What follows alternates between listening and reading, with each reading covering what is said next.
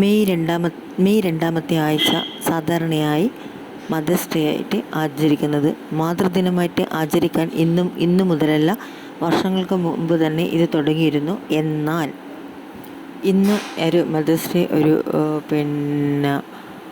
സ്റ്റാറ്റസുകളിൽ പലരുടെയും നിറഞ്ഞു കാണുന്നുണ്ട്.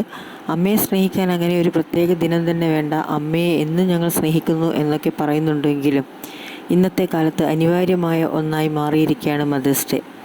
നിങ്ങൾക്കെല്ലാവർക്കും അറിയാം, എല്ലാവരും പല പല തിരക്കുകളായി, അത് പഠന തിരക്കിലായിക്കോട്ടെ, ജോലി തിരക്കിലായിക്കോട്ടെ, എല്ലാവരും വീട് വിട്ട് മറ്റു ദേശങ്ങളിലും നാടുകളിലും ഒക്കെ നിൽക്കുമ്പോൾ അമ്മയും അച്ഛനും ഒരു വീട്ടിൽ തനിച്ചാണ്. അപ്പോൾ അമ്മയ്ക്ക് ഫാദേഴ്സ് ഡേയും മദേഴ്സ് ഡേയും ഇന്ന് ഒരത്യാവശ്യമായി വന്നിരിക്കുകയാണ്. ആ ദിനം ഒരു സ്റ്റാറ്റസ് കൊണ്ടെങ്കിലും ഒരു അമ്മയെ ഓർക്കുന്നുവെങ്കിൽ, അമ്മയെ ഫോൺ ചെയ്യുന്നുവെങ്കിൽ ഇങ്ങനെയൊരു ദിവസത്തിന് വളരെയധികം പ്രാധാന്യമുണ്ട്.